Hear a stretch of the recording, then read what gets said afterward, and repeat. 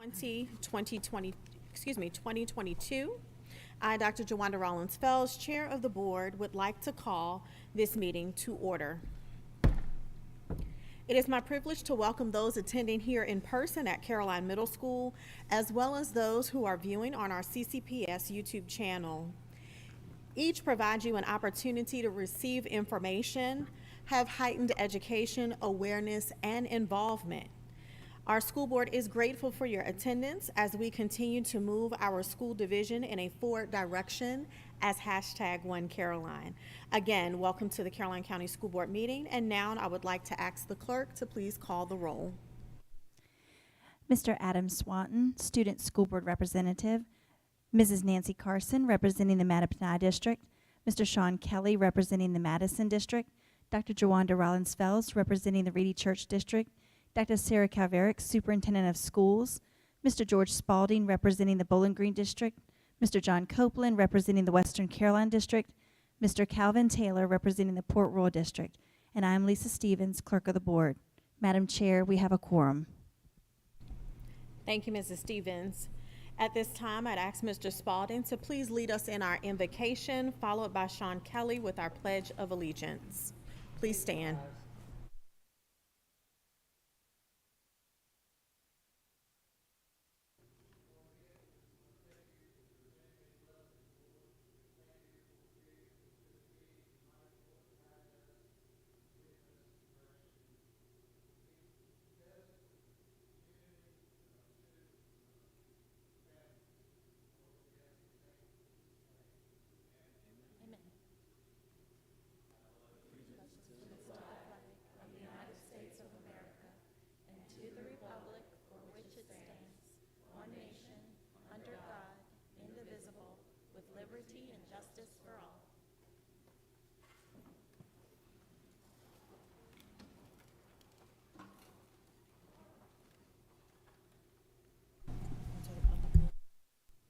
Madam Chair, I move for us to come out of closed session. The motion has been made. Do I have a second? Second.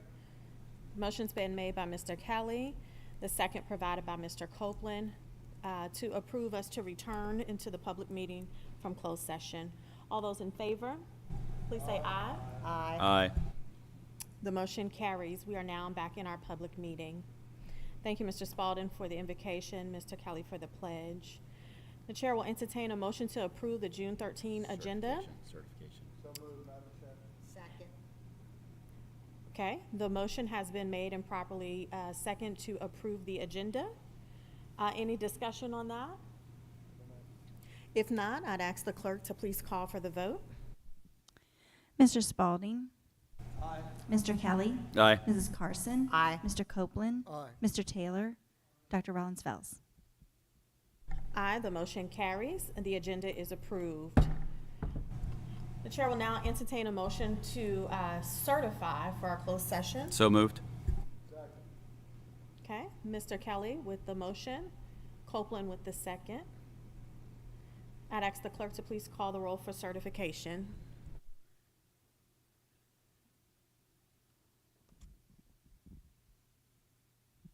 Mr. Taylor. Mr. Copeland. Aye. Mrs. Carson. Aye. Mr. Kelly. Aye. Mr. Spalding. Dr. Rollins-Fells. Yes, all board members have certified for closed session. And the chair will now entertain approval of the personnel agenda. So moved. Second. Mr. Kelly with the motion, Mr. Copeland with the second. Is there any discussion on the personnel agenda? Hearing none, I'd ask the clerk to please call the roll. Mr. Taylor. Aye. Mr. Copeland. Aye. Mrs. Carson. Aye. Mr. Kelly. Aye. Mr. Spalding. Aye. Dr. Rollins-Fells. Aye, the personnel agenda is now approved. So congratulations to our assistant principals that are present with us today. Thank you and welcome aboard. We will now move to our awards, recognitions, and commendations. And this evening, we have our Kid Heart Challenge presentation back for another year. Super excited about that. Mrs. Haley.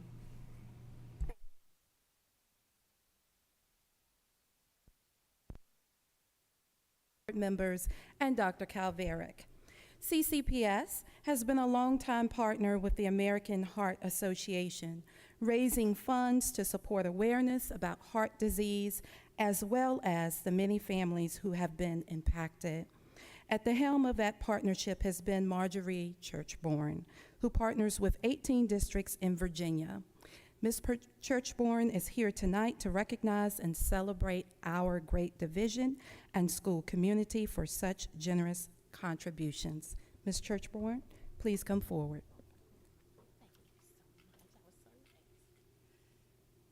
Hello, good evening, everyone. Yes, my name is Marjorie Churchborn, and I am just about to celebrate my 9th anniversary now as Caroline County Schools Heart Partner at American Heart Association. And I have had the great pleasure of partnering with our superintendent, assistant superintendent, principals, teachers within our schools to help raise awareness and life-saving funds to help the mission of American Heart, which is to be a relentless force for a world of longer, healthier lives. And Caroline County Schools have been among the most loyal, dedicated, engaged, and passionate supporters and have always included our AHA programs in each of our schools. Our programs promote mind and body health and wellness for all. They teach our students how to make healthy choices, such as choosing water over sugary drinks and the dangers of smoking and vaping. But one of the most impactful parts of our program is called Finn's Mission, named for American Heart's national ambassador, Finn, who is a heart warrior from Fredericksburg, Virginia. Finn has frequented our schools here in Caroline over the years, and the students learn all about people born with special hearts like Finn and how we can help them grow stronger and live longer, healthier, happier lives. Finn's Mission is a segment of our program that focuses on learning hands-only CPR and the warning signs of stroke and cardiac arrest and what to do in an emergency. And students can learn it, teach it to their families, and then their families can teach it to others by sharing our links and videos and instructions. It's so important to learn it and relearn this every year to keep it fresh in our minds and eliminate hesitation, as literally seconds count and can mean the difference between life and death. Having these free programs in our schools has and does save lives every year. A huge thank you to all of our administrators for their support and for those who even took our principal challenge this year to lead by example and show their students they are making healthy choices too. Together, our Caroline County Schools had 450 students follow your example and chose a challenge to be more active and to be kind. 112 students completed Finn's Mission to learn hands-only CPR with their families. And together, this year, our schools raised a total of $35,460 to help fund life-saving research for American Heart Association. A special heartfelt thank you to my contacts and hosts of these annual programs: Katie Anderson, Stephanie Sadler, Sharon Ratchenow, Zach Foltz, Shelby Foltz, Kyle Cooper, and Chris Kanegi. All of these amazing teachers are such wonderful supporters, and I'm truly grateful for each one of them, as well as their principals, Ms. Hextall, Mr. Just, Ms. Griggs, Ms. Brown, and Ms. Hicks. This year was very challenging, but despite all of it, we even had 2 schools here in Caroline who actually became top 25 schools here in our territory of Virginia. I'd like to recognize Miss Katie Anderson at Bowling Green and Miss Hextall, her principal.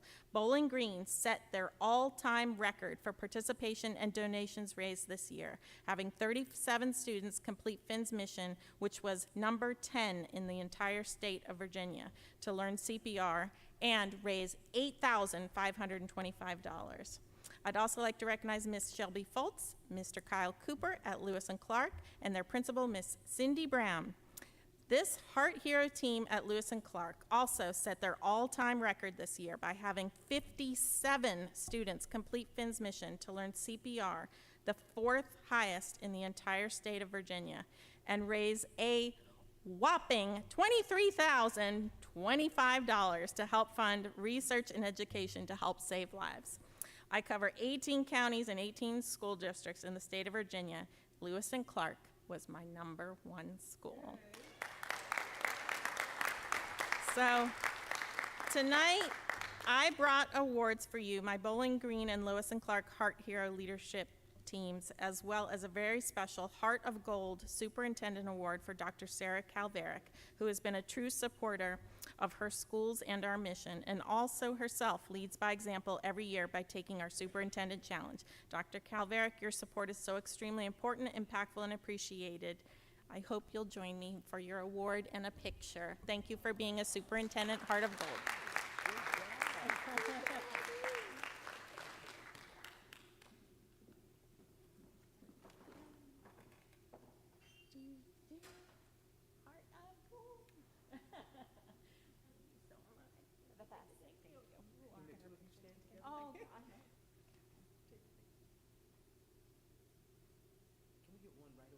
Yeah, yeah.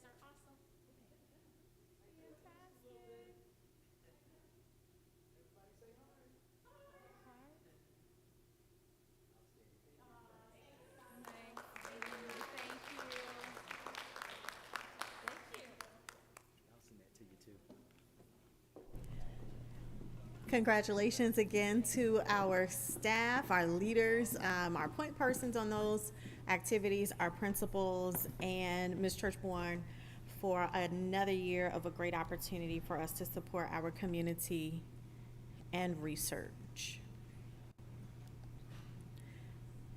The chair will now entertain a motion for the approval of our consent agenda. So moved.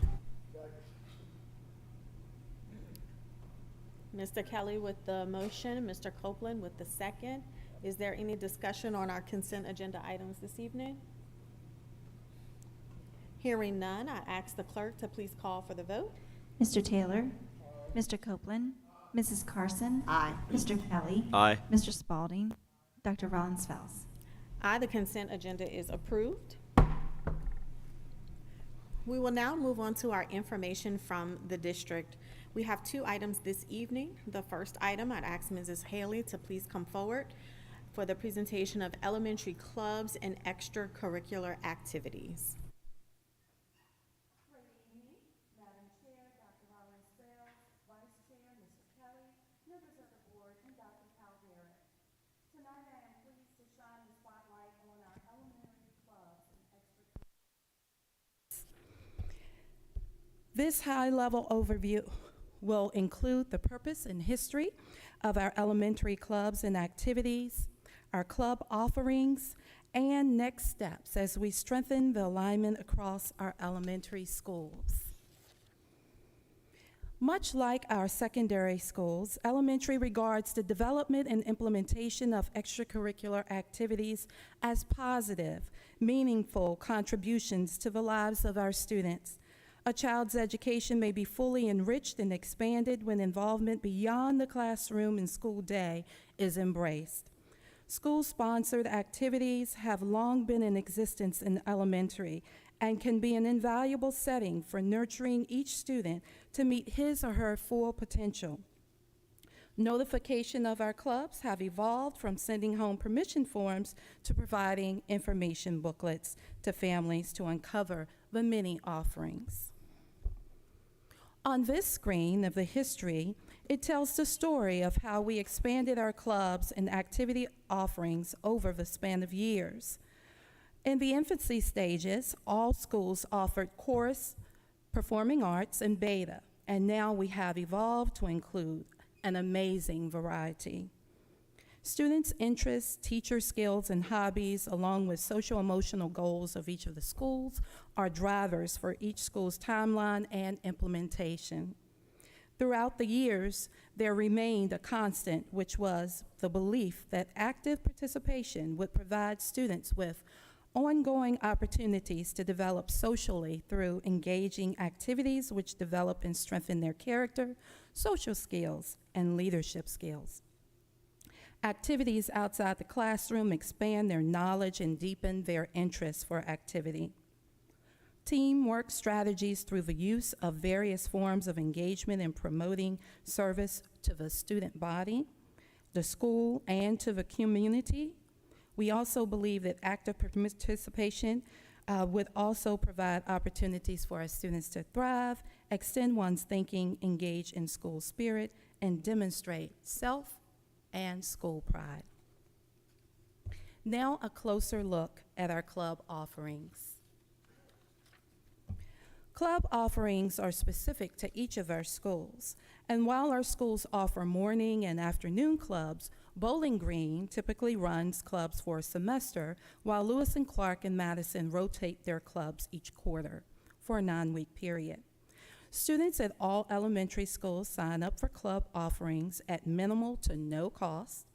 Teachers, paras, and some parents, along with business partners, volunteer to lead our clubs.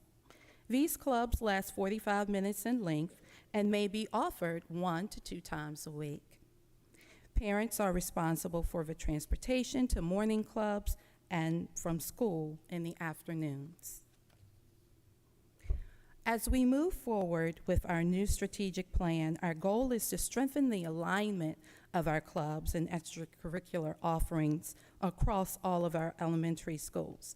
We are so excited about increasing access and greater opportunities as we take next steps towards this goal. Our next steps. To help strengthen connections across our communities over the next year, we will align, thank you.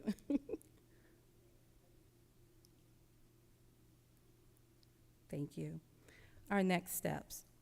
So to help strengthen connections across our communities over the next year, we will align our club offerings division-wide. For example, all 3 elementary schools offer jump rope clubs, running clubs, chess clubs throughout the year. We would like to more closely have these opportunities to bring our students together to participate in matches, events, and possibly even tournaments. We believe this will also be a huge connector and support to students unifying prior to their transition to 6th grade.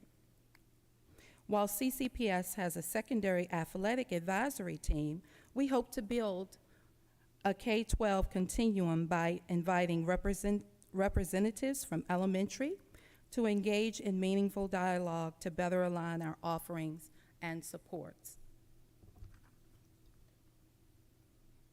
To strengthen our community connections, we plan to create an activities booklet much like the one shown earlier in the presentation for an individual school, but we envision one booklet to include all 3 elementary schools with an annual listing by school on our CCPS website.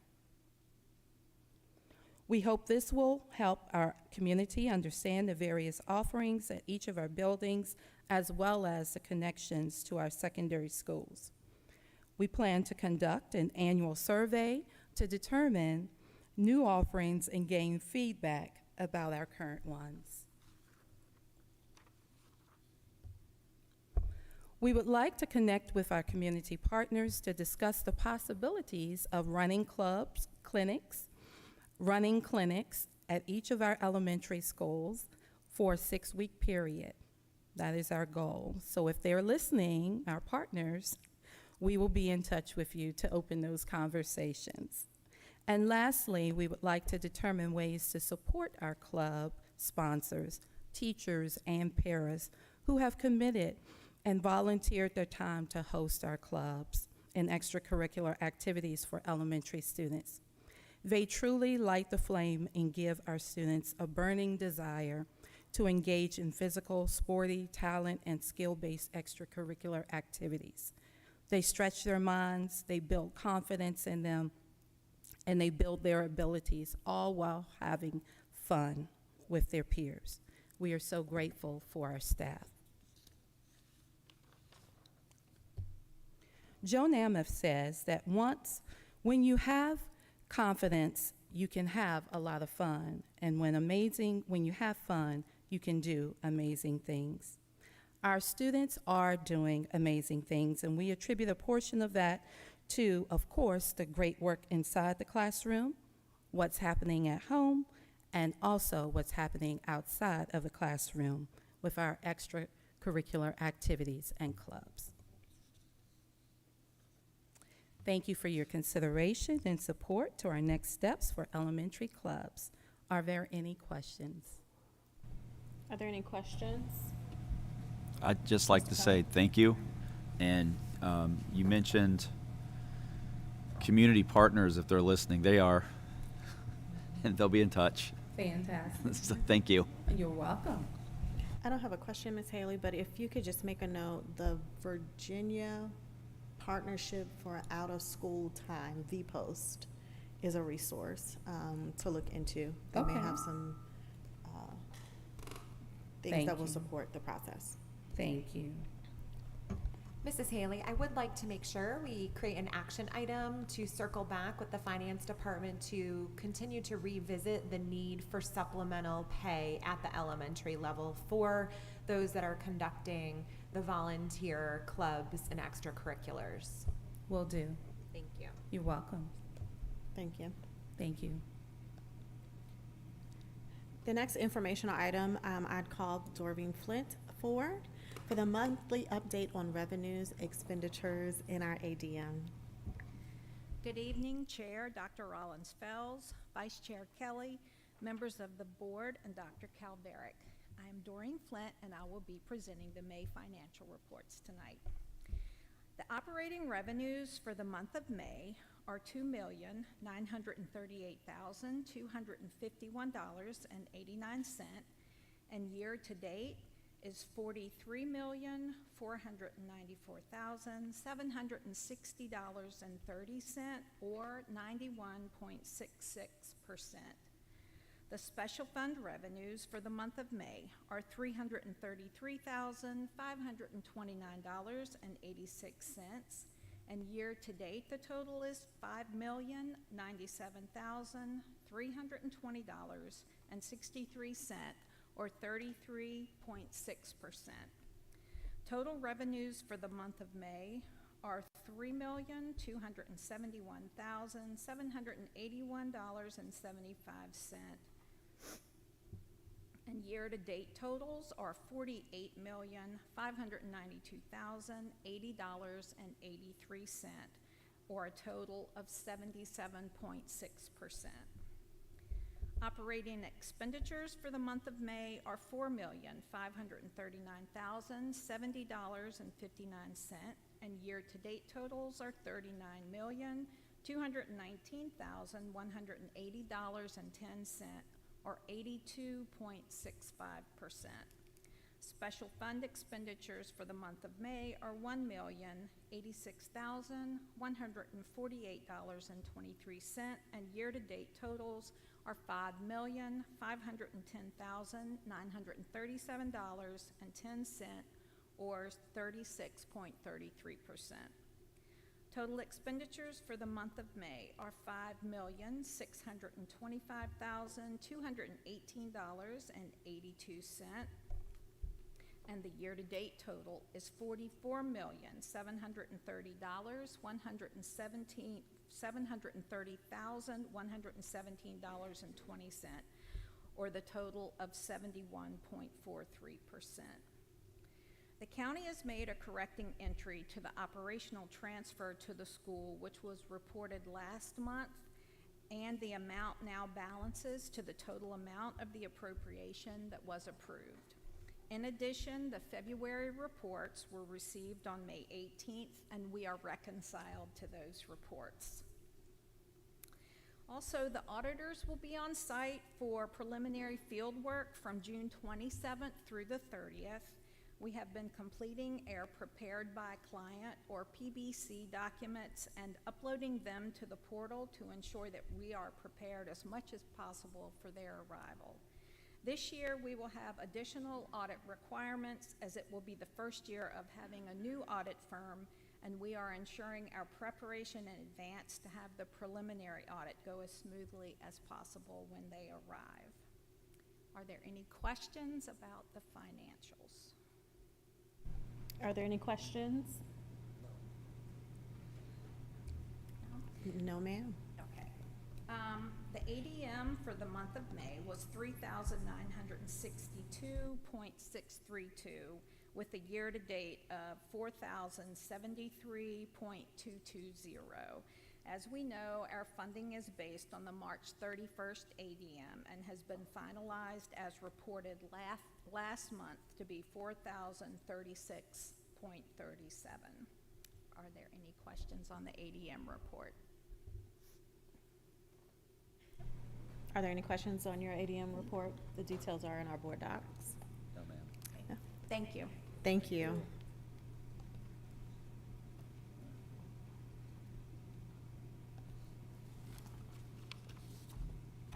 The Caroline County School Board welcomes public comments during our regular meetings and public hearings. Speakers may address an item on the board meeting agenda or an item not on the agenda during this time. All comments should address a matter related to Caroline County Public Schools and not an individual or student-related personnel matter. Each speaker may speak up to 3 minutes. Once you see the red light on the traffic light at the end of the table positioned in front of the clerk, please make your last statement. Once you come up to the lectern, if you have not signed in with the clerk, please complete an appearance request form, state your name and your district. The school board expects that each speaker will be courteous, modeling for our students how one can respectfully disagree with others' points of views. Speakers will address their comments to the entire school board and not to one individual board member, nor the superintendent, a staff member, or anyone in the audience. At this time, I look to the clerk to see if we've had anyone to sign up for public comment. Ms. signed up prior to the meeting start. Okay, thank you. Is there anyone present who would like to speak during our public comment period? Hearing none, the public comment period is closed.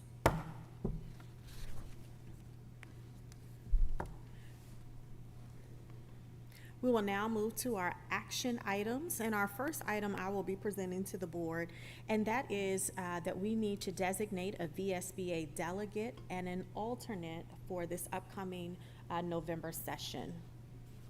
So I am looking to take volunteers, or you will be I would like to nominate Sean Kelly for delegate.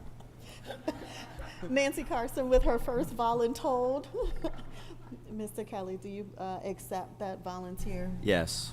Wonderful. We appreciate your willingness to serve. You do a great job each year. So we have Mr. Kelly for the delegate. And is there anyone that would like to be interested in the alternate position? Nancy Carson, please. Nancy Carson, please. Mrs. Carson. I'll accept. Yeah. I'll accept. Wonderful. Do you see how that works?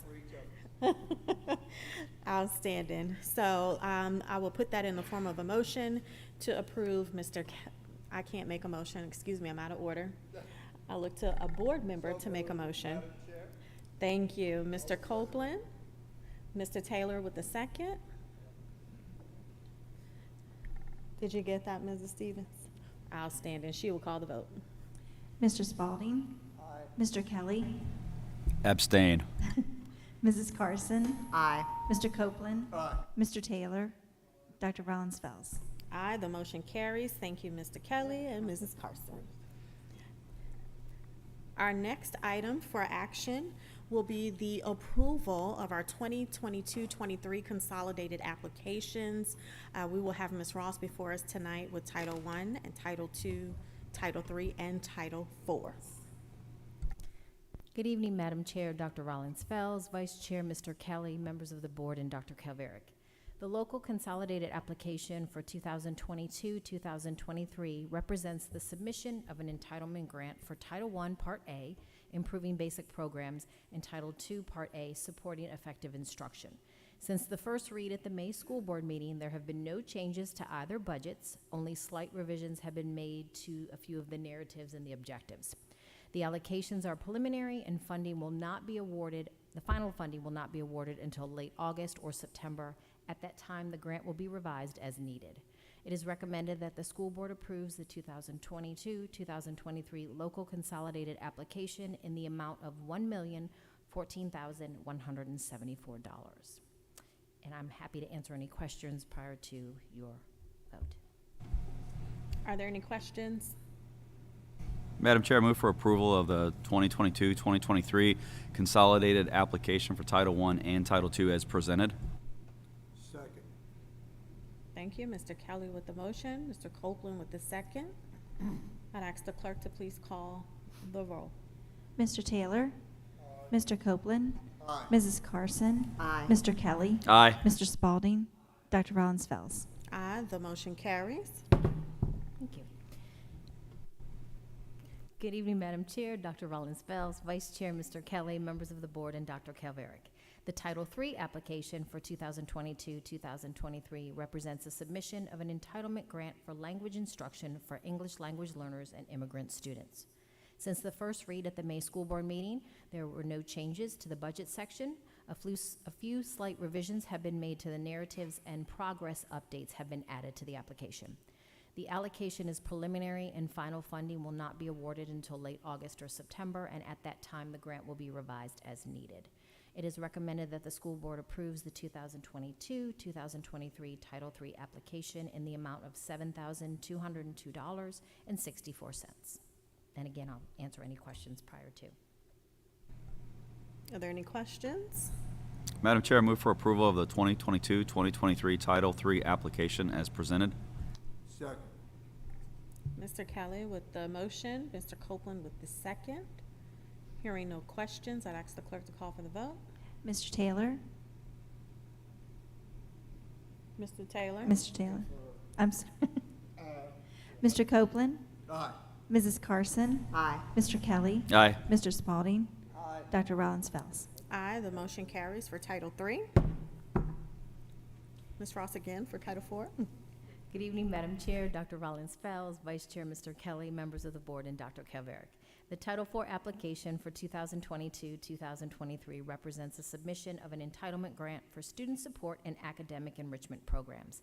Since the first read at the May school board meeting, there have been no changes to the budget. A few slight revisions have been made to narratives, and progress updates have been added to the application.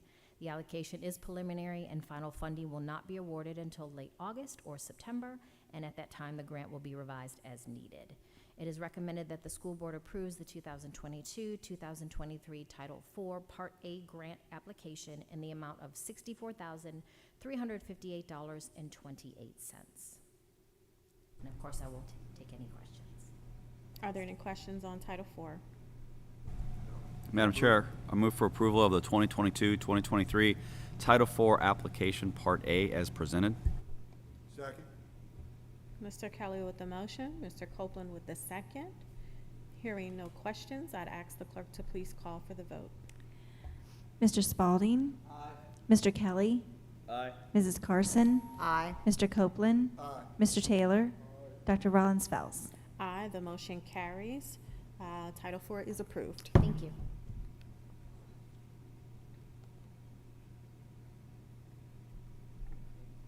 At this time, I'd ask Mr. Joey Robinson to please come forward for the board's consideration of the approval of the technology bond reimbursement resolution for VPSA. Good evening, Madam Chair, Dr. Rollins Fells, Vice Chair, Mr. Kelly, members of the board, and Dr. Calveric.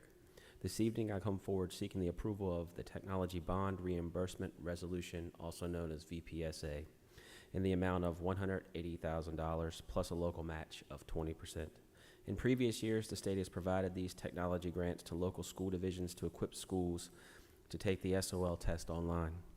The purchases are financed with proceeds from bond sales conducted by the Virginia Public Schools Authority, expenditures incurred by school divisions are submitted to the state for reimbursement. Because the bonds are tax exempt, the Virginia Department of Education requires the adoption of the attached resolution located in your packets to comply with federal regulations regarding reimbursement from bond proceeds. Therefore, it is recommended that the board approve the technology bond reimbursement resolution. Is there a motion to that effect? So moved. Second, Madam Chair. Mr. Kelly with the motion, Mr. Copeland with the second. Any discussion? Hearing none, I'd ask the clerk to please call for the vote. Mr. Taylor? Mr. Copeland? Aye. Mrs. Carson? Aye. Mr. Kelly? Aye. Mr. Spalding? Dr. Rollins Fells?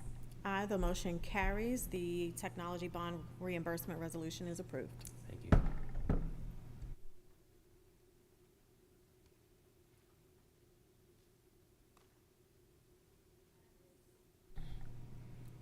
At this time, our final action item for this evening will be an update and report on the FY23 budget adoption process. I think we all know that there has been some action in the General Assembly and some things that we need to be mindful of because of their direct impact to our work. So this evening, Dr. Calveric will be presenting that presentation to us in support of all of the documents that we've received in our board packet. Dr. Calveric? Thank you. Good evening, Chair Dr. Rollins Fells, Vice Chair Kelly, and members of the board. I am pleased to be with you this evening on behalf of Mrs. Stevens, Chief Operations Officer, to present the revised FY23 school operations budget for school board adoption. 4 major objectives will be achieved during the budget presentation. Objective 1, an overview of the General Assembly special session. Objective 2, CCPS FY23 budget adjustments. Objective 3, updated budget financials associated with revenues, expenditures, and special funds. And 4, next steps. We will start this evening with the state budget update. The FY23 state budget process began with the introduction of Governor Northam's budget proposal on December 16, 2021. The Senate and House presented their amendments on February 24, 2022. The General Assembly adopted amendments to the budget bill on June 1st. Governor Youngkin had 7 days to propose amendments or vetoes to the budget bill. Governor Youngkin has not yet approved the budget at this time, and the earliest date for the General Assembly to reconvene for special session is June 17th.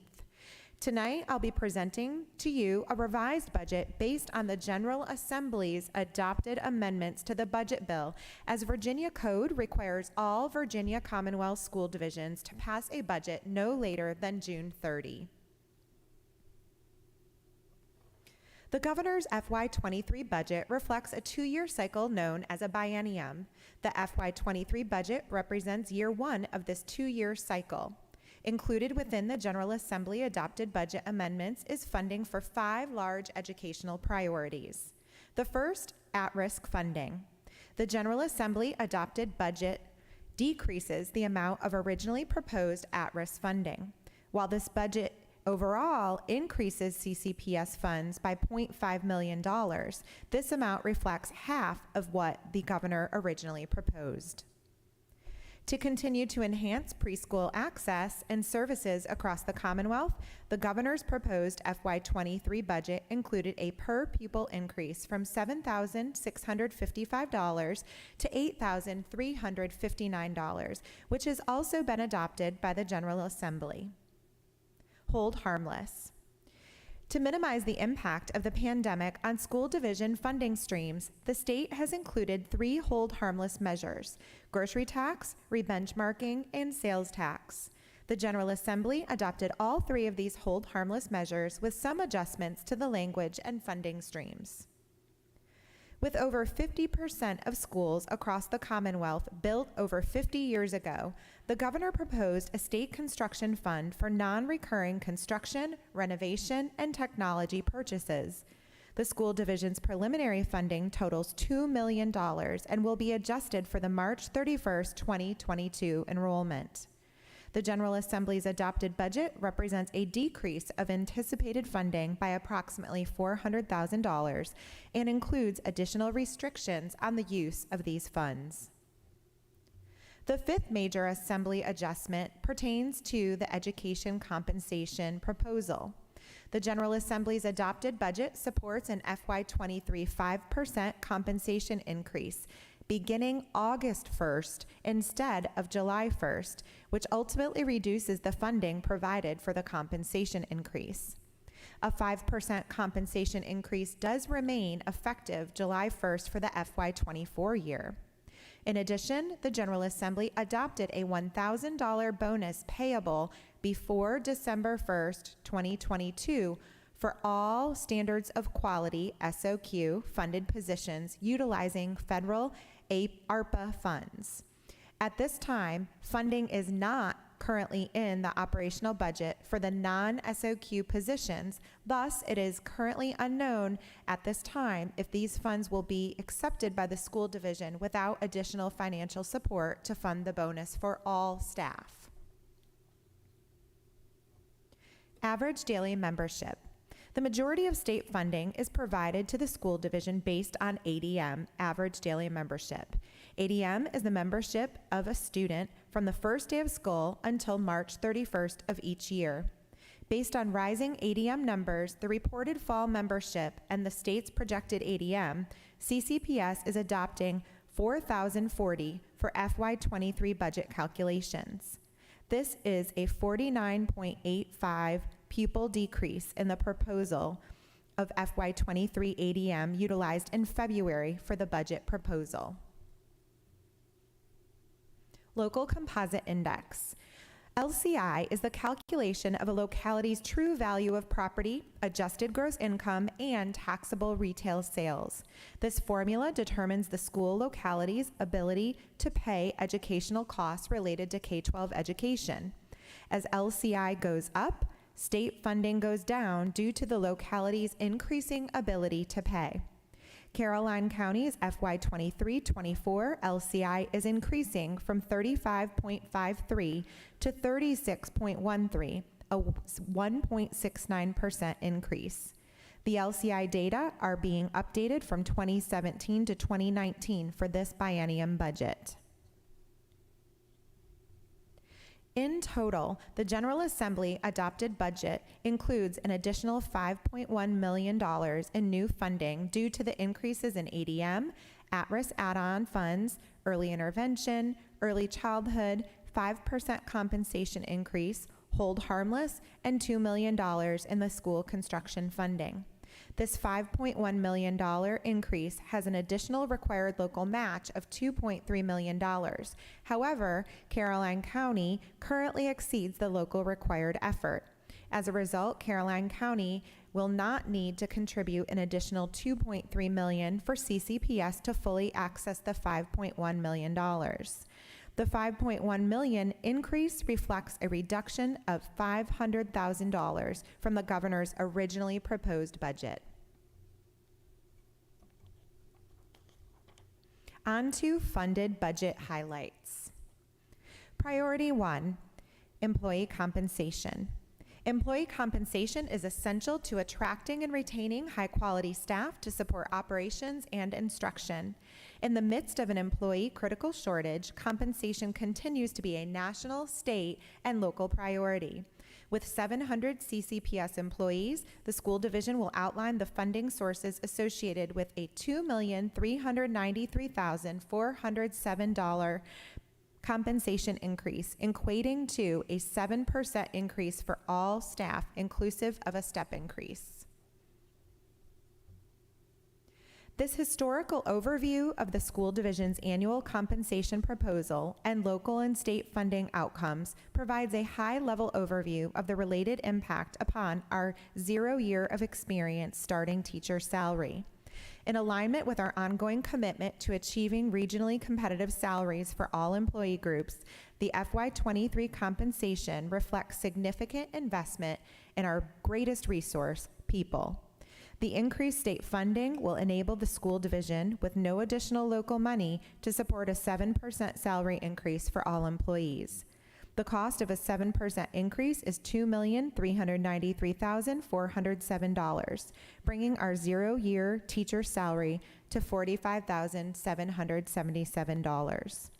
Without additional revenue funding streams from the locality, CCPS was not able to fund the additional requested 3% COLA at a cost of $1.1 million. This was presented to the Board of Supervisors during the FY23 proposed budget presentation. Targeted compensation. CCPS is also utilizing health savings funds to fund targeted compensation increases for select employee categories.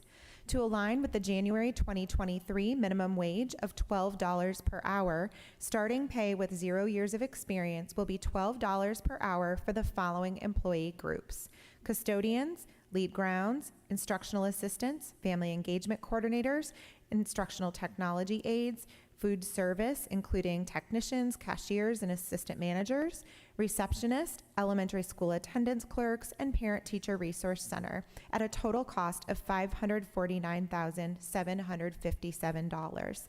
This dollar amount includes the targeted method to reduce compression across pay grades. 10 new human resource positions.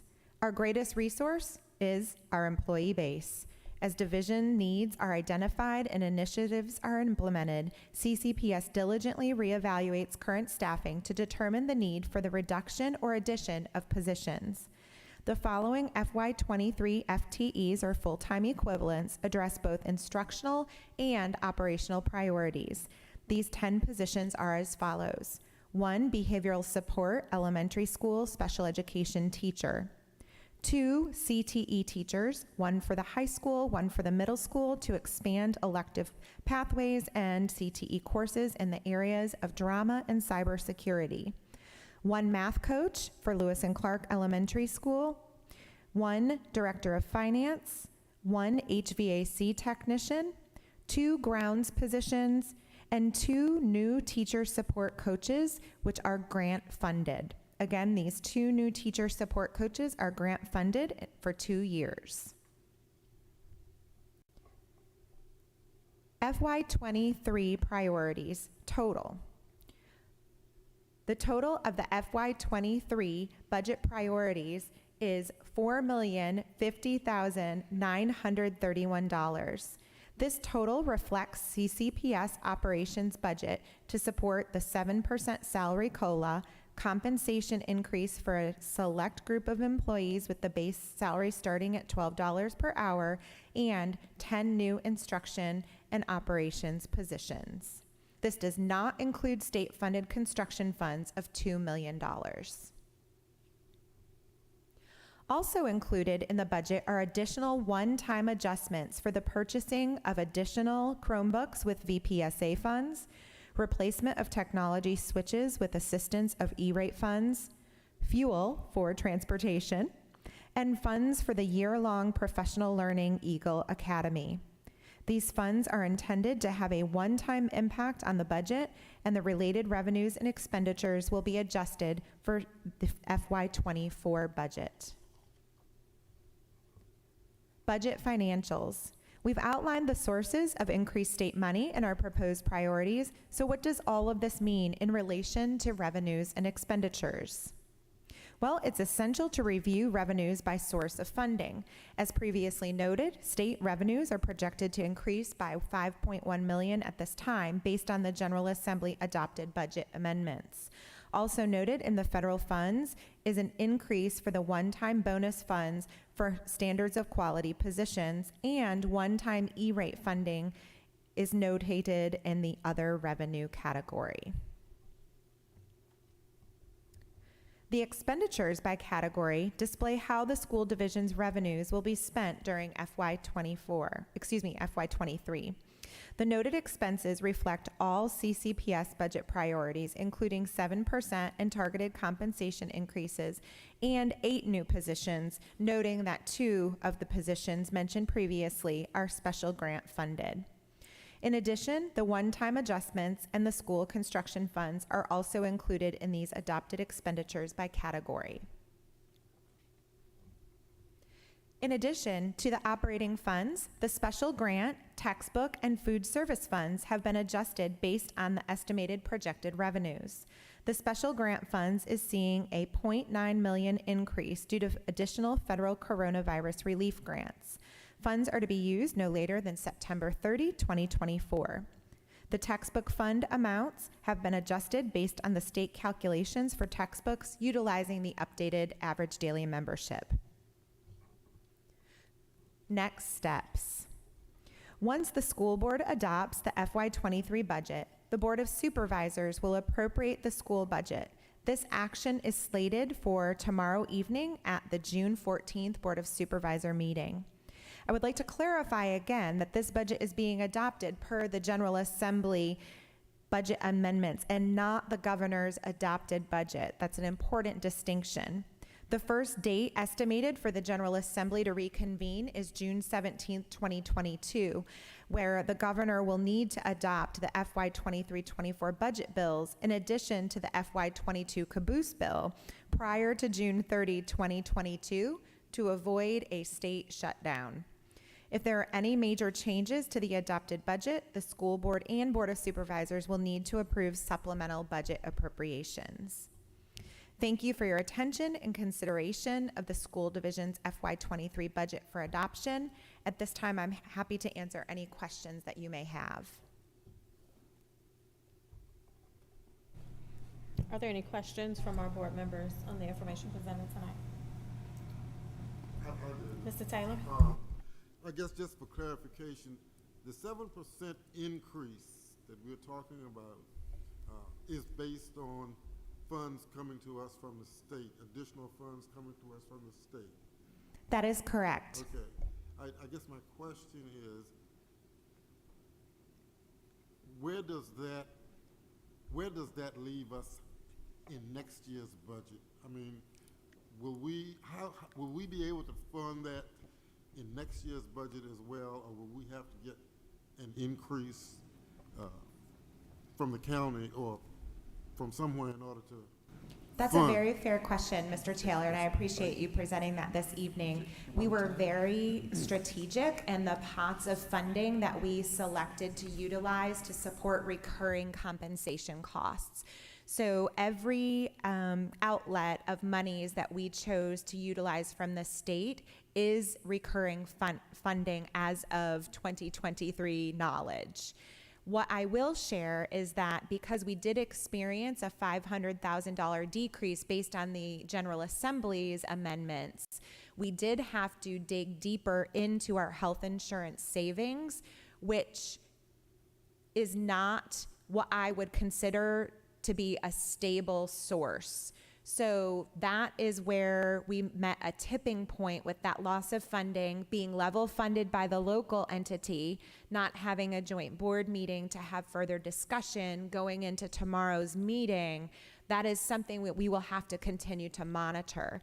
The deeper dig into those health insurance monies can be a slippery slope. One year you can have a savings and the next year you can have a very large increase. It is dependent upon your claim rate. And so it's something we'll have to watch, and then we'll have to prepare accordingly. And in the face of no new monies from the locality, we will likely have to do programmatic and staffing cuts at that point in order to ensure compensation continues forward as necessary.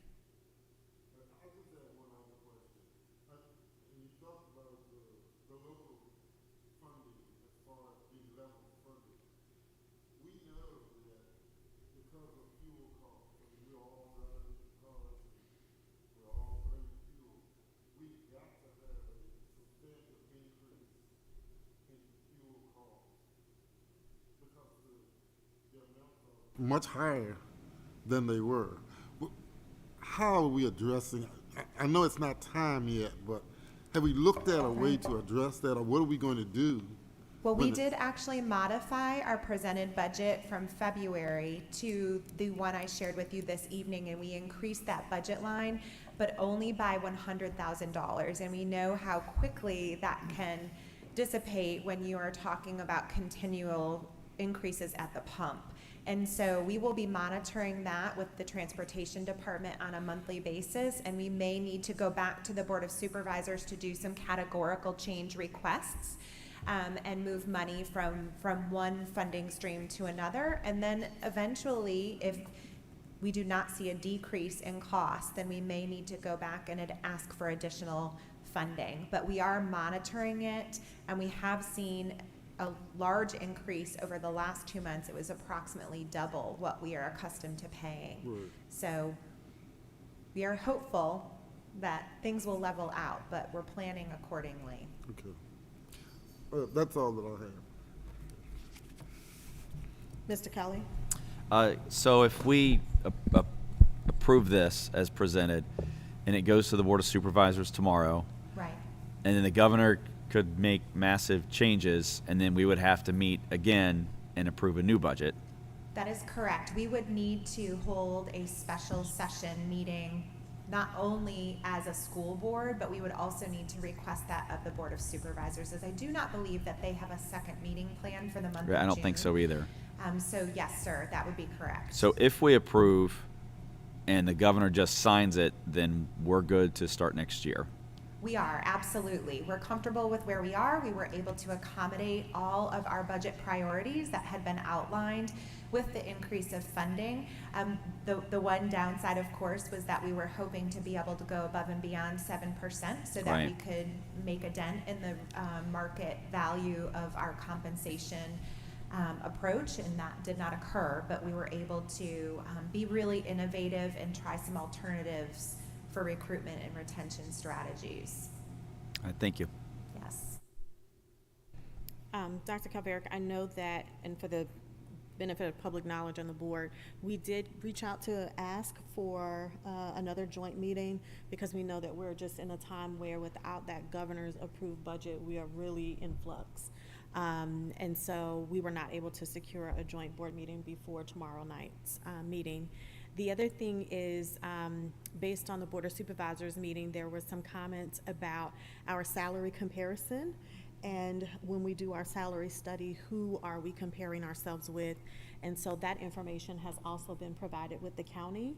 And we are aligning some of our data points with the same data points that they use for the county salary study as well.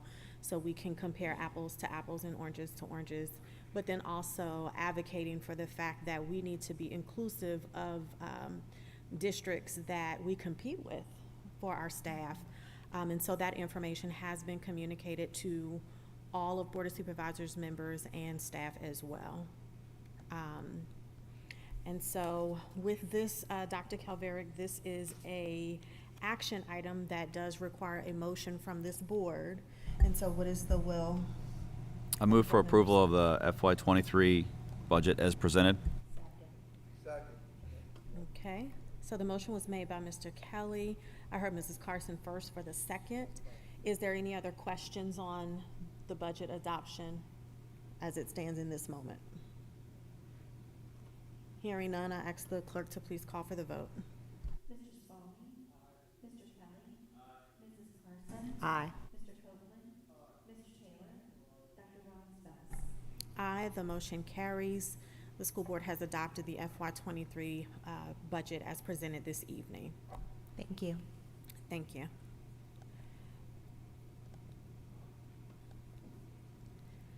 As Dr. Calveric makes her way back to her seat, Ms. Stevens, if you could just make a note to add to our calendars and look at the timeline once the governor signs that budget, so that we can then schedule any special meetings in accordance with notice to the public, et cetera, et cetera.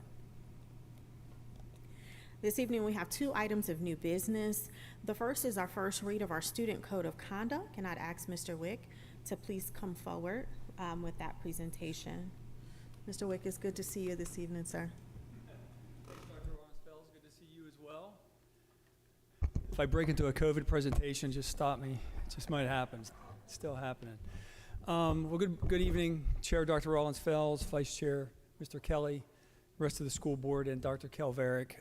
Today we're just going to briefly review a handful of changes to the student code of conduct, and they are in board docs as well, so you can follow along. A lot of these you guys have seen already at the last meeting, dealing with dress code, but we'll kind of review all of them real quick. The biggest change from the last meeting deals with cell phones at the secondary level only. And what we want the language to say in there is that students are required to submit their cell phones and smartwatches at the beginning of each class to their teacher, who will keep it in a cell phone caddy and return it at the end of the period. We will strike out the part that says the phone must be silenced and out of sight during designated instructional time, since the students will be handing those in at the beginning of the period. Other changes, again, revolve around the dress code. Like letter A, we said that tops must not expose cleavage or the midriff. We've removed excessively tight or baggy clothing. Shorts, skirts, and dresses must be at least mid-thigh in length. That language has been changed. We also mentioned that exposed male and female underwear is not appropriate, top and bottom. As far as holes in pants, similar to the dresses, holes may be worn, but they cannot be higher than mid-thigh. And we added pajama pants as something that is not permitted in the schools. And again, all that's the same that was in there last month. A couple additional items include lost or missing Chromebooks or technology. Due to increasing costs, we're going to increase how much students would have to pay for losing a charger. That increases to $45. I believe it was $40 before this. A lost charger for an iPad is increased to $25, and a lost or intentionally damaged iPad case increases to $20. So that's the only changes we have at this time for the Code of Conduct going into the 22-23 school year. Mr. Wick, Yes, sir. cell phones out of sight, but also off, right? Well, during class time, those students will hand those in to the teacher, so Right. we won't have to worry about them hopefully turning them off or out of sight as long as they turn them in. In the hallways, in the cafeteria, in the library, between classes, when they get their cell phone back from the teacher, they are allowed to have them out while they're in transition, or like I said, in the cafeteria or library. But once they get to their next class, they're to turn those in again. So they will be often, kind of out of sight in that situation. Yeah. Thank you. You're welcome. Mr. Wick, item D, exposed male and female underwear, top and bottom. I suggest, and I don't know if this has been considered, changing that to undergarments instead do of that. underwear. Sure. Absolutely. The things we have to discuss. I will make that change. Mr. Wick, for cell phone usage, item 7, I would love the word silence to still remain within that statement. Students are required to silence and submit their cell phones. Okay. I can definitely add that, absolutely. Thank you. I just have one question. How do you go about, I see the cost of the replacing the Chromebooks if they are lost or damaged. How do we go about enforcing that? But what we do is, of course, we let the parent know that there is a, situation with a lost item or a damaged item.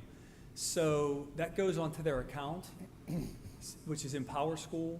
So no matter what grade you're in, if you're a 7th or 8th grader, for example, to use an example that happened before school ended, when there was a damaged Chromebook, we call the parent, let them know what the cost of that is. It goes into a PowerSchool on their account, which the parents can see, and it follows them through. So, technically, they don't necessarily often pay that right away, but if they don't, that will follow them to the high school level. And so we know that fee is still there and needs to be paid. And once they get to the graduation or to certain things that they want to do at the high school level, like driver's education and whatnot, prom and things like that, they are required to pay those fees before they can participate in some of those activities.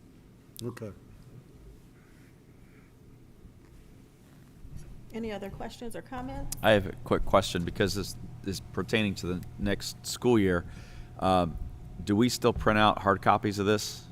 We did for this school year, and that's the plan. I usually leave that up to the principals to see how many copies they want, and then we'll make those copies for them and get into the schools before school. All right, so this will then come back before the board in July. Correct. And then we can make a motion to approve, and you'll have enough time to get it printed if necessary. Yes, sir. Okay, just checking. Thank you. And then with all efforts communicating with students so the expectation is known is important. And so I'm going to look to our student school board rep and put that on your list of things to advocate for and to provide us with some feedback on. Okay, Mr. Swanton? Outstanding. All right, thank you, Mr. Wick. Yes, ma'am, thank you. We will now move to our first reading of our VSBA May 22 policies with Dr. Monroe. Greetings and great evening, Madam Chair Dr. Rollins-Fells, Vice Chair Kelly, members of the board, and Dr. Calveric. First of all, I want to thank Lisa for giving me water tonight because we do have quite a bit of policy to go over. But as you all know, the Virginia School Board Association provides updates in February and May of each year that are based on changes in laws and regulations. In addition, a few policies are revised for editorial reasons or to correct technical errors. In the following presentation, we have the policies that are currently being revised and or reviewed by Caroline County Public Schools. Tonight, we are providing the first read, and in July, we will ask for the adoption of the revised policies. First policy is Policy AC, Non-Discrimination, Legal Reference updated to reflect amendment of VA Code. Next is Policy BBFA, Conflict of Interest and Disclosure of Economic Interest. Additional wording was added to the policy in reference to admission fees and tickets to events. Policy BDA, Regular School Board Meetings. It was just a cross-reference change. Policy BDCA, Calling and Certification of Closed Meetings, was a cross-reference change. For Policy BDD, Electronic Participation in Meetings from Remote Location, there was additional wording to the generally category. The wording adds information and definitions in reference to meeting minutes through electronic communication and all virtual public meeting information. Next is Policy BDDC, Agenda Preparation for Dissemination, cross-reference updated only. Policy BDDG, Minutes. Words throughout the policy were capitalized, and additional wording was added to note where minutes are posted and the length of time. Policy CLA, Reporting Acts of Violence and Substance Abuse. It's updated acts that must be reported by law enforcement to the superintendent and principal. And there were other minor language changes. Policy CM, School Division Annual Report.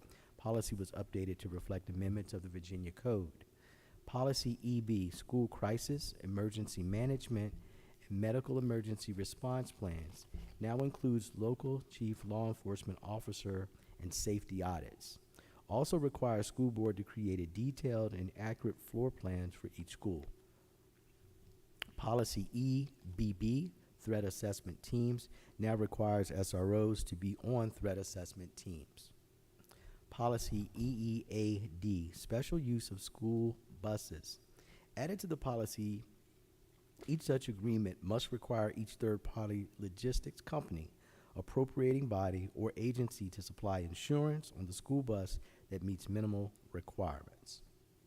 Policy EFB, Food Services, updated to reflect amendment of Virginia Code, and policy added to reflect enactment of Virginia codes. After-school meals in conjunction with defined after-school programs.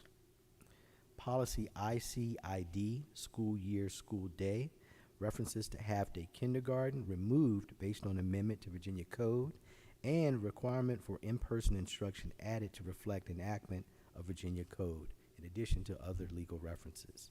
Policy IE, Moment of Silence, policy updated to reflect requirements of legal reference. Policy IEC, Bill of Rights of the Constitution of the United States, was just a policy update. Policy IF, Curriculum Development and Adoption. Updates reflect Code of Virginia. It says comprehensive plan for teaching and learning is built on framework that is aligned with the standards of learning. Policy IGAE and IGAF, Health Education and Physical Education, updated again to reflect amendment of the Virginia Code. Policy IGAG, Teaching about Drugs, Alcohol, and Tobacco, adds gambling and its potential addiction to that. Also with policy IGAH, Family Life Education, added prevention of human trafficking of children to any such curriculum offered in high school. Policy IGAJ, Driver Education, policy updated to reflect amendment of Virginia Code. Policy IJD, College and Career Readiness, ensures that students are aware of the cost benefits of each educational certification. For policy JED, Student Absences, Excuses, and Dismissals, it allows excused absences for participation in 4-H. The school board must determine the maximum number of school days per year. That recommendation is 3 school days or 3 days of the academic year. Also allows 1 excused absence per year for students who are members of recognized tribes. Policy JFB, Student Involvement in Decision-Making, which is a minor language change. For policy JFCB, Sportsmanship, Ethics, and Integrity, JFCR, Standards of Student Conduct, removed from cross-reference. Policy JHCB, Student Immunization, again, was just the minor language changes. JHCE, Recommendations for Medication by School Personnel, was minor language changes. JRCA, School Service Providers, Use of Student Personnel. Representatives of the media are added to FOIA rights. For policy KBA, Request for Public Records, I do need to read this one in its entirety. It says, prior to conducting a search for records, Caroline County Public School notifies the requester in writing that it may make reasonable changes not to exceed its actual cost incurred in assessing, duplicating, supplying, or searching for requested records, and inquires of the requester whether the requester would like to request a cost estimate in advance of the supplying of the requested records as set forth in the Virginia Code. 2.23704.f.a. But it says a requester may request that Caroline County Public Schools estimate in advance the charges for supplying the records requested. This will allow the requester to know about any cost upfront or give the requester the opportunity to modify the request in an attempt to lower the estimated cost. Any cost incurred is estimating the cost of supplying the requested records will be applied towards the overall charges to be paid by the requester for the supplying of such requested records. Policy KLB, option 1 and 2, public complaints about learning resources. Policy and legal reference was updated. Policy KNAJ, relations with law enforcement authorities, updated incidences that must be reported by the principal to law enforcement. Policy reviewed but not revised as of May 2022 is DLC, expense reimbursements, and JAH, school employee conflict of interest. So again, I want to thank you for your time and attention to our VSBA policies first read this evening. Please refer to board docs to review all changes in draft mode. We will return in July for approval of all revised and reviewed policies. Are there any questions? Yes, Mr. Kelly, go first. Yes, because I've never asked a question during one of these things, but I got one now. Policy JED, student absences, excuses, and dismissals, allows excused absences participation in 4-H. Do we have a 4-H in the county? That Yes.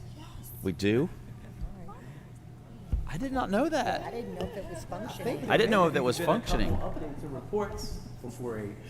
I did not know. I'm so sorry. That's okay. Okay. Thank you. That's it. Okay.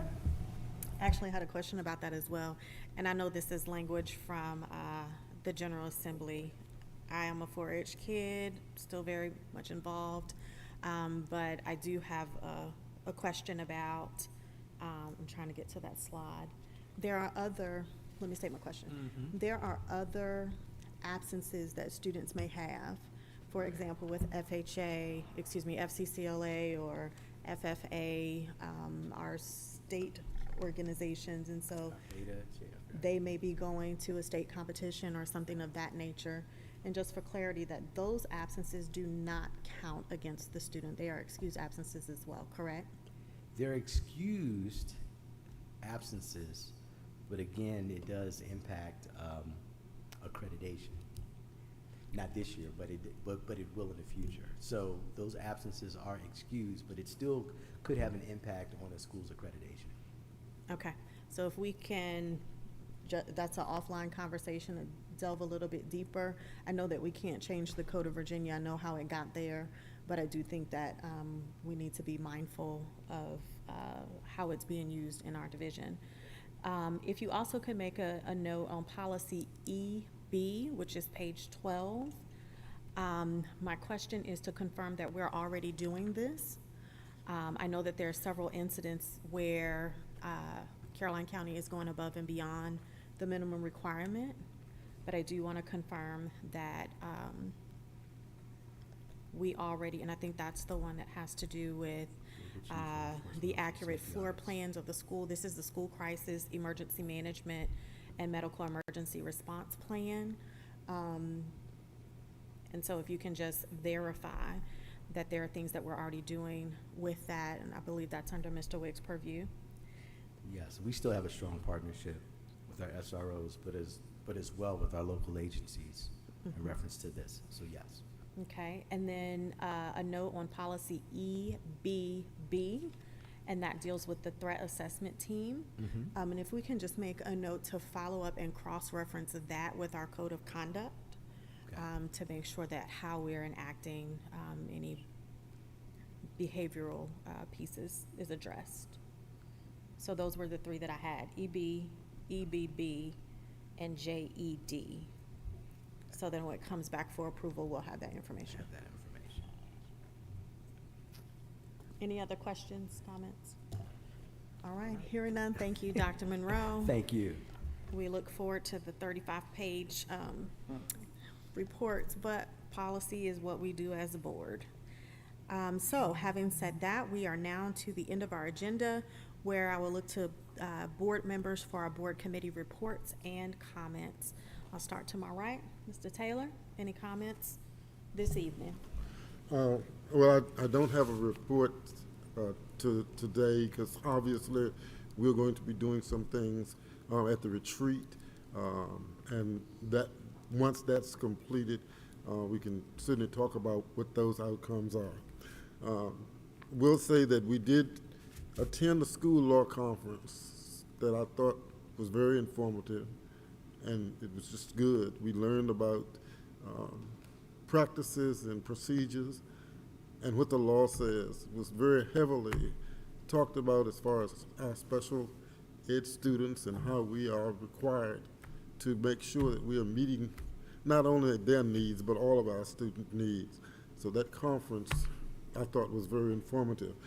And finally, I would just like to say thank you to the staff and the students and the parents for a successful year. It didn't happen by accident. We have a very good communication system, and we have been able to intervene in a lot of situations that could have been much worse than they were. This is something that is just very real.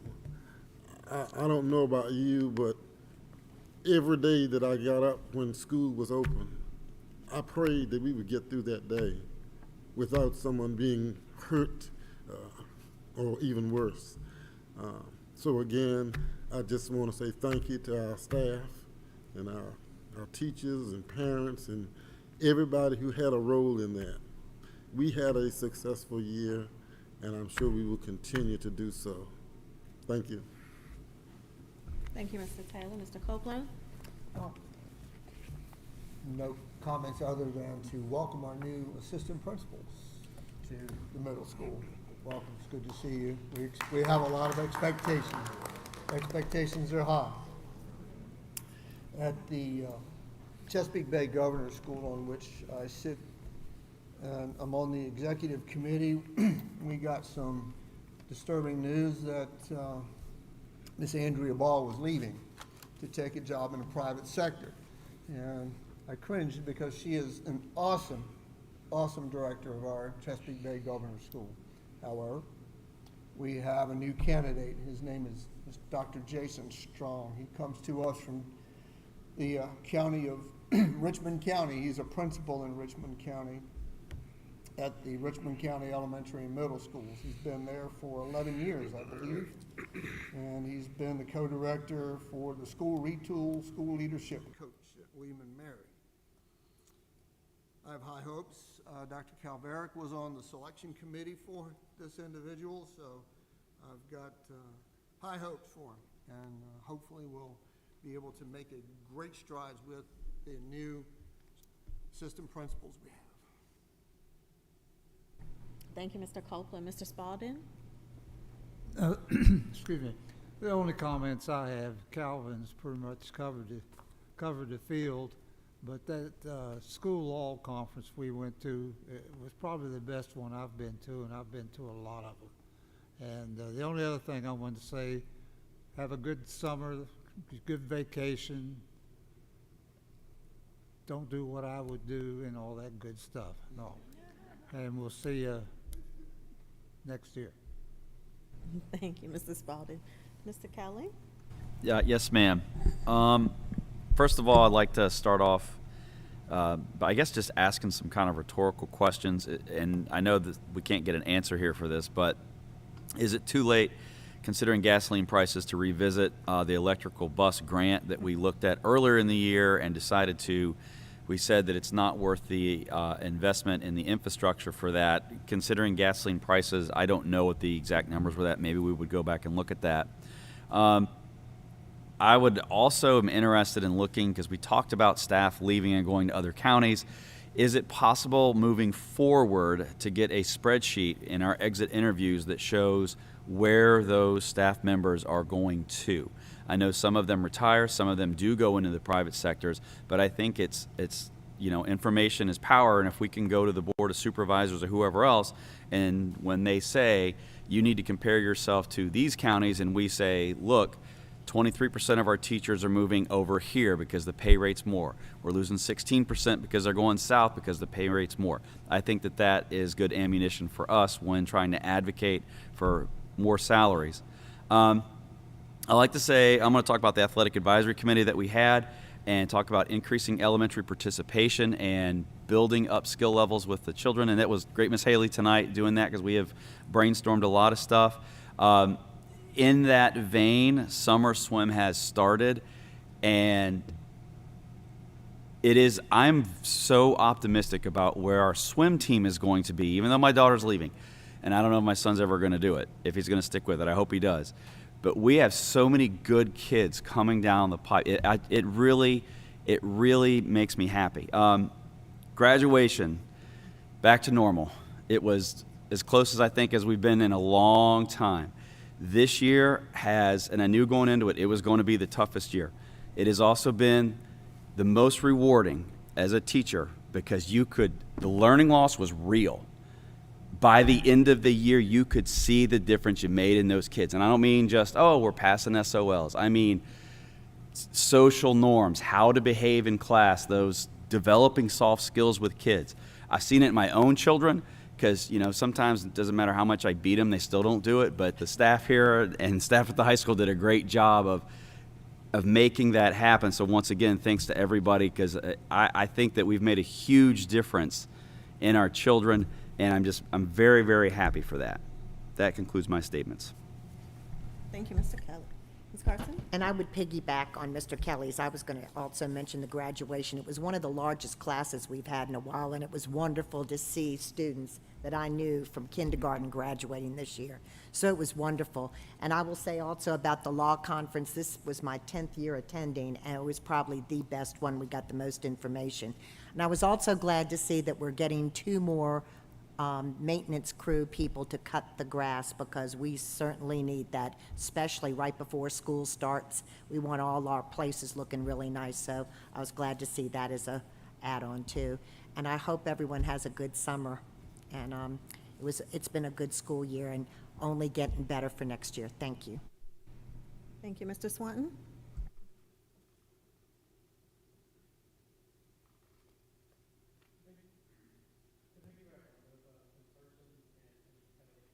I also wanted to give a shout out to Miss Douglas and the other graduation organizers for doing a stellar job making graduation memorable for our graduating seniors. Take it from Mr. Kelly a little bit. Football has started summer conditioning as of today. We're incredibly excited going forward into this season. And then on June 28th, the CHS Choir will be hosting a donation event with Giuseppe's from 6 to 8 p.m. Any purchases during this time will benefit the CHS Choir program.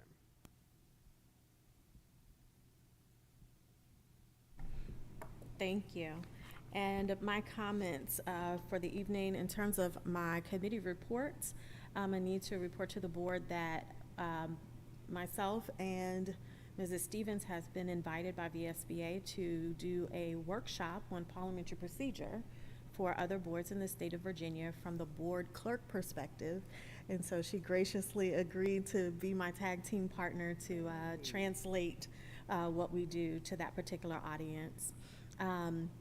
As many of you have already stated, we did attend the law conference, and 2 days prior to that, there was the quarterly VSBA state meeting where the Secretary of Education was present, and the committee and the board had an opportunity to ask them questions about the state of the schools reports, and what information was presented, and what are the efforts moving forward to collaborate with organizations like the Superintendent's Organization and VSBA as well, so that we have a voice at the table. I do want to say that summer school is in session. I have run into several families within our community and little ones who are very excited. And so what I'm hearing out in the streets, if you will, is that the activities are super engaging and our kids are excited about being in the buildings. Having said that, I've also run into several families who have 3- and 4-year-olds. And so just a reminder to please enroll in the pre-K and kindergarten programs. The information is electronic. You could do it online, and you can also contact your homeschooling designated school to get the paperwork. I want to thank Mr. Kelly for being a champion for this K-12 continuum of clubs and sports. We know that by the time that kids get to high school, we don't want that to be their first experience with a football in their hand or basketball. We want to be able to build those fundamental skills, and you have been a champion for that. So I appreciate your thought leadership. And kudos to all the senior staff and those that are supporting that to take the ideas from the board and actually put legs to it and implement it. I had the opportunity to go to Giuseppe's and support the band in their fundraising night. And so I would ask that you all would just put an ear to those different calendar events. Mr. Swanton mentioned that there is one for the choir coming up. And I am super excited about Achieve 2027, as I see that as a new chapter for us, because at graduation, that was my last class that I taught, 4th grade. And so I want to say publicly, thank you, Mr. Just, for being gracious and allowing the school board to have a presence in graduation. I know we tend to step back and sit on the sidelines, but I appreciate your being gracious to allow me to do that. I intentionally called every single kid's name and wished them all well, because we know it's such a milestone moment. But I do want to acknowledge you and say thank you for giving me that moment personally. And so with that, I am going to close my comments and turn it over to our superintendent for hers. Thank you, Dr. Rollins-Fells. We indeed have started Summer Academy Extravaganza with 507 students enrolled. We thank all of our paraprofessionals, support staff, teachers, admin interns, and central office staff for ensuring a safe and smooth transition into this summer mode for these children. A special thank you to Caroline's Promise and the Fredericksburg Food Bank for their partnership with the Kids on the Go summer feeding program. Breakfast and lunch are served at 2 sites, Oxford Mount Zion on Tuesdays and Thursdays from 11 to 12 o'clock, as well as Lotus Academy on Tuesday and Thursday from 12 to 1. Families with any children can visit one of these 2 locations. You do not need to be a CCPS family. If you live in Caroline and have children, you are eligible to participate. This is on a first come, first served basis. We are so excited that tomorrow is the first of 3 Eagle Camps. Eagle Camp is an opportunity for rising 6th grade students from all elementary schools to come together and participate in team building activities while learning the expectations of being a middle school student at CMS. Students will also have a chance to tour the building, have questions answered, and work with our phenomenal CMS educators and support staff. Again, tomorrow is the first Eagle Camp, with the second being on June 28th and the third on July 19th. You can come to one or you can come to all. Each will be unique and different in its own way. We are excited to share that our 2022 Leadership Retreat is scheduled for next week. On Wednesday of this week, we are hosting our Administrative Networking Professional Conference for all administrative assistants throughout the county. These professional development opportunities will focus on breaking down our new strategic plan, Achieve 2027, learning alongside colleagues, and having some summer fun. CCPS senior staff visited Junior Achievement of Central Virginia for our first summer field trip to learn about the amazing programs they offer our students, such as their Finance Park Life Simulator. We look forward to connecting even more with Junior Achievement and Caroline businesses to further support our students. We certainly love our partners in education. I, too, would like to welcome Dr. Jamie Harnden and Mr. Brian Conlon as assistant principals to the CMS Middle School, and Mr. Robert Dudley to CHS as assistant principal. We look forward to immersing you into the goodness that Caroline brings to the table each and every day. And I'd like to close out with Lotus Gifts. These Lotus Gifts are sweet treats from Darlene Keener, our assistant principal at Lotus Academy, and our students. As students transferred back to their base schools from Lotus Academy, they were asked to write a legacy letter. These addressed to the students who come after them. So they're being left behind for children who are to come to Lotus for various reasons in the future. So copies of these letters for this launch year were placed in our time capsule, and they were buried for future generations. And copies of all letters will also line the hallways of Lotus every year as we overcome obstacles, build resilience, and empower learners. So we wanted our school board to see the fruits of our labor of closing out year 1 of Lotus Academy. So thank you for your ongoing support of our special population that requires some love and some wraparound supports and are back at it at their home schools. I yield the floor. Thank you. Thank you, Dr. Calveric. And thank you for, is Ms. Keener here? Please send sentiments for this. I just quickly glanced, and that's why we do what we do. In terms of school board matters of interest, you'll see the calendar in your board docs. July 11th is our school board workshop, 4:30. Our school board meeting will ensue at 5:30. On the 23rd, we have the Community Day of Promise at Caroline Middle School.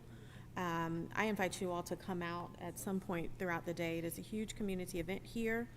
Make sure that you're following up with Lisa to RSVP for the 19th for the VSBA conference on education. That is one we typically all go to. September the 22nd is Legislative Advocacy Conference. And then November 16th through the 18th is our annual convention. So those are your school board matters of interest. And at this time, I'll entertain a motion to adjourn. So moved. Second. I have a motion by Mr. Copeland, second by Mrs. Carson. And I ask the clerk to please call the roll. Copeland and Carson. Thank you. Mr. Spalding.